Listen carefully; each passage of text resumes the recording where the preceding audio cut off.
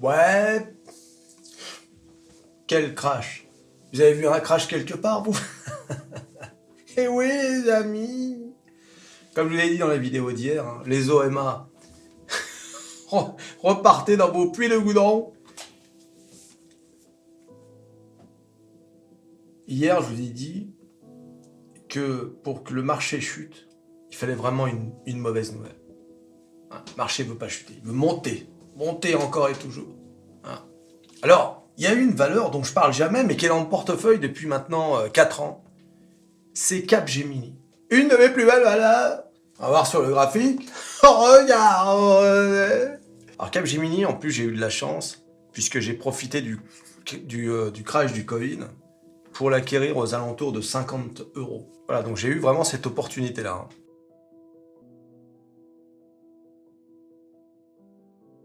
Et le titre était monté comme tout le monde, hein, fin 2021, début 2022, hein, au plus haut du marché, à 220, donc vraiment une grosse progression. Et puis, comme tout le monde, 2022, la chute, hein, inévitable. Et pour remonter, mais alors aujourd'hui, on est venu toucher à nouveau le all-time high.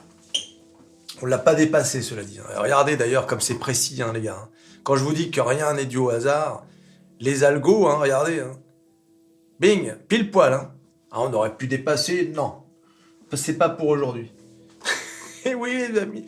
Voilà, donc Capgemini, hein, ça fait plaisir quand même de parler d'autre chose qu'une saucisse. Mais bon, Capgemini, comme tu peux le voir, n'avait pas décollé avant octobre. Regarde, comparé au reste du marché, Capgemini traînaillait, regarde. Voilà, ça stagnait dans ces eaux-là. Et c'est seulement en novembre, décembre, janvier et enfin février que Capgemini s'est réveillé. Alors, Capgemini, pour ceux qui ne savent pas, c'est l'une des plus grosses boîtes au monde de services informatiques. Hein, c'est vrai que le nom est bizarre, Capgemini, quand même. C'est vrai que là, quelque part, c'est une grosse boîte, hein, plus de 300 000 salariés. Et je vous donne dans le mille, le PDG Ayman Ezzat, eh bien, a dit les deux lettres magiques. IA. Eh oui, les amis. Comme je vous le dis, hein, il faut prononcer les lettres magiques. Et là, t'as ton titre qui explose. Pour une boîte de services informatiques, c'est inévitable. D'ailleurs, il y a eu une interview de ce mec-là qui parlait d'un partenariat avec Mistral AI, hein, l'entreprise d'intelligence artificielle française. Cocorico, la France. Voilà, donc il y a un coup à jouer pour la France. Hein. Il y a un coup à jouer, là. Il faut profiter de cette révolution technologique qu'est l'intelligence artificielle. Il y a un coup à jouer, d'accord? On n'est pas obligé de finir comme Athos. On n'est pas obligé. On peut y arriver, les gars. On peut y arriver. C'est possible. D'accord? Voilà. Je dis ça comme si j'étais le PDG et que vous étiez les salariés. Et oui, les amis. Non, mais je suis sérieux. Pourquoi ce serait toujours les Américains? Pourquoi? Ou les Chinois? Pourquoi? On peut y arriver. Alors, Capgemini a fait état mercredi d'un chiffre d'affaires annuel supérieur aux attentes, tout en annonçant anticiper une croissance limitée. Ah oui, ça, je l'avais tweeté, ça, hein, pour 2024. Donc, Capgemini n'est pas optimiste. Ça n'a pas empêché le titre de prendre plus de 6% hier. Une des mes plus belles valeurs. Cette année encore, le groupe prévoit de croître avec un point bas de la croissance au premier trimestre, de renforcer sa marge opérationnelle et de maintenir à un niveau élevé sa génération de free cash flow. Important le free cash flow. A déclaré le directeur général Ayman Ezzat dans un communiqué. Nous espérons une reprise un peu plus rapide au second semestre dans des secteurs tels que les services financiers. Donc selon les analystes, les résultats sont meilleurs finalement que les attentes, d'où le coup de boost, hein, du titre. Le chiffre d'affaires au quatrième trimestre s'est établi à 5,62 milliards d'euros, soit une baisse organique de 0,9%, mais légèrement supérieure au recul d'1,3% attendu par les analystes. Le groupe s'attend à une croissance de son chiffre d'affaires comprise entre 0 et 3% à taux de change constant. Voilà, donc ça c'est pour cette année. Et prévoit également une marge opérationnelle comprise entre 13,3 et 13,6 cette année, contre 13,3 pour 2023. Ayman Ezzat a indiqué s'attendre à une amélioration de l'activité aux États-Unis au cours du deuxième trimestre.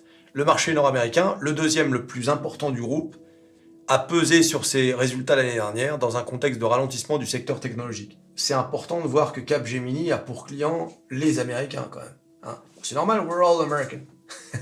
Non mais tu vois, ça veut dire que c'est une entreprise sérieuse. J'ai dit, il y a plus de 300 000 abonnés, j'allais dire. Oh, le type qui est obsédé par les abonnés.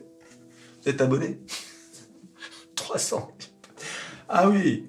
Ah oui, j'aimerais bien avoir 300 000 abonnés. Déjà les 100 000. Incroyable. Quelle honte quand même que cette chaîne. T'as vu, on a combien là 11 000 et quelques. C'est incroyable quand même. Ça n'avance pas. Ça traîne. Quel dé... Je vais finir par abandonner. C'est moi, j'ai... Enfin, non, non, non, non. Non, non, non, non, non, non, non. Ça suffit. C'est pas la peine de...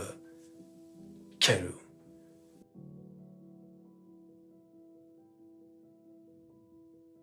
Voilà, et alors le conseil d'administration a proposé de verser un dividende de 3,40 € par action pour l'exercice 2023 contre 3,25 € par action pour l'exercice 2022. Alors moi, comme vous le savez, les dividendes, j'en ai rien à faire. Hein, j'investis pas pour les dividendes, mais bon, tu vas gagner, c'est toujours ça de gagner. Mais bon, c'est le genre d'info qui m'intéresse pas du tout. Enfin si, ça m'intéresse parce que, pas personnellement, je veux dire, ça m'intéresse parce que ça intéresse le marché. Mais moi, ça va rien changer à ma vie. Voilà, donc Capgemini qui annonce que 2024, premier semestre, ce sera pas extraordinaire, une amélioration au deuxième semestre. On va voir ça. Je pense que tant qu'on n'aura pas une concrétisation de l'utilisation de l'intelligence artificielle, le titre va pas monter jusqu'au ciel.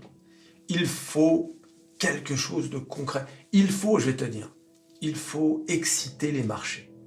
Mais regarde les Nvidia. Nvidia, j'ai tweeté. Nvidia a dépassé Google en capitalisation boursière aujourd'hui. Brièvement, certes. Tu te rends compte? Nvidia, la 3e capitalisation du marché. C'est extraordinaire. Je rappelle qu'Nvidia, qui va bientôt atteindre les 800 €, pardon, 800 $, hein, les analystes maintenant ont mis à 850 le nouvel objectif. Je rappelle qu'Nvidia était à 100 et quelques dollars en 2022. Puis alors il y a une autre société qui est un peu dans le même domaine, c'est SMCI, qui, alors elle a complètement explosé. Mais sa valorisation est beaucoup moins élevée qu'Nvidia. C'est pour ça aussi qu'elle monte très fort, c'est parce que on ne s'attend pas à ce qu'Nvidia double, tu vois, d'ici, je sais pas, d'ici 1 an. En revanche, une petite capitalisation, mais sur laquelle il y a beaucoup de hype, elle peut doubler, tu vois. Donc, c'est pour ça que les gens mettent de l'oseille, ils se disent ça peut encore monter, doubler, tripler même, tu vois. Là, aujourd'hui, Nvidia, c'est beaucoup moins probable. On approche quand même les 800 $. Ce qui se passe, oui, c'est une révolution. C'est une révolution. On a la chance de vivre ça. D'ailleurs, je vais vous dire, depuis 4 ans, depuis le Covid, où on a eu une recrudescence des nouveaux investisseurs, ce qu'on appelle les retail investors, donc c'est ce qu'on appelle les petits, comme nous, hein, mais il y a beaucoup de nouveaux qui rentrent depuis 4 ans, qui sont rentrés depuis le Covid. Ils connaissent quelque chose d'invraisemblable. D'abord, une hausse de malades jusqu'à fin 2021, une baisse en 2022, et là maintenant une hausse à nouveau. Ils connaissent des pourcentages qu'on ne connaissait pas auparavant. C'est de la folie ce qu'ils sont en train de vivre, les mecs. En l'espace de 4 ans, c'est incroyable. Alors attention, parce que ça peut être à double tranchant. Tu te dis, oh là, c'est génial la bourse, j'ai acheté un truc, c'est monté au ciel, j'ai multiplié par 4, 5. Attention, hein. D'accord, ça peut retomber tout aussi sec. Oui, les amis. Ah, je veux pas faire mon OMA, mais je préfère prévenir. Ça peut aller très vite. Vous savez, les marchés, ils adorent hyper, mais ils sont très forts aussi pour tout lâcher. Et là, vous pouvez avoir des moins 60% dans une seule journée. Ah oui, ça va très vite.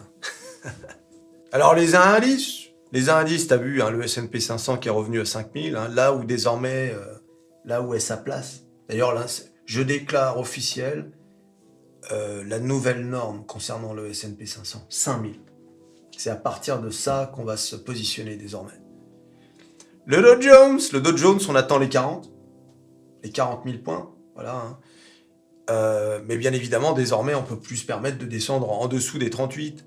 Et bien sûr, le Nasdaq, la star des stars, on attend qu'elle atteigne son all-time high. Voilà, c'est le truc qu'on attend. On n'attend pas nécessairement plus que ça. Et all-time high, ce sera déjà très bien. Alors bien sûr, on est obligé d'en parler. Le Bitcoin, coin. Oh, regardez. Ah ouais. Voilà. Cette zone de résistance, vous voyez, hein, que l'esprit de l'oseille vous avait déjà tracé il y a plusieurs mois. Voilà, on vient de rentrer dedans, hein, vous avez vu. La zone a entre 51 et 53. Voilà, on vient de rentrer dedans. C'est fou quand même. Hein. Voilà. Le Bitcoin, tranquillement, qui fait son petit chemin, tu sais, qui ne demande rien à personne. Allez hop, on va faire un tour aux alentours des 51 000. Bon, mine de rien, enfin, ça paraît incroyable, mais on est plus qu'à 36% du all-time high, c'est-à-dire de 68 000 dollars. Voilà. Et on a fait un bull run, là, depuis les plus bas, on est monté de 227%. Voilà. De l'oseille à tous les étages, de l'oseille partout. Partout. On est presque dans une situation où tu mettais un peu ton oseille au hasard, tiens, un peu là, un peu là, un peu là. Bon, bah, t'avais forcément de l'oseille qui poussait, quoi. Voilà. Alors, bien évidemment, si t'as mis ton argent que dans des saucisses, bon, là, déjà, je sais plus quoi faire. Imagine un gars qui a mis son oseille sur... on va pas citer les noms, mais t'imagines, que des saucisses. Là, il y a de quoi... Alors là, pour le coup, je dis toujours, vous en faites pas, ça va aller mieux. Mais c'est vrai que là, il y a quand même de quoi s'arracher les cheveux. À la limite, il vaut mieux psychologiquement n'être rentré sur rien du tout que d'être rentré sur des saucisses, uniquement sur des saucisses. Quand on voit que tout monte, bah c'est quand même extraordinaire. Non, mais ce qu'on vit actuellement, c'est de la folie. Donc voilà, alors ça c'est une grosse résistance là par contre, là, la résistance à 51 $, 51 000 $. Mais voilà, on est parti pour retrouver le all-time high avec le Bitcoin. Hein. Sauf accident. Donc je l'avais déjà dit, déjà quand on était là, aux alentours de 40 000. Là. Mais on va y aller, hein, on va y aller. C'est son destin quelque part. Oui, voilà. Il y a encore de l'oseille à se faire sur le Bitcoin, c'est fou quand même. Hein. Alors, sauf accident, hein. Mais je vois pas ce qui freinerait. C'est bon, bah c'est de la spéculation aussi. Hein. Il faut quand même être.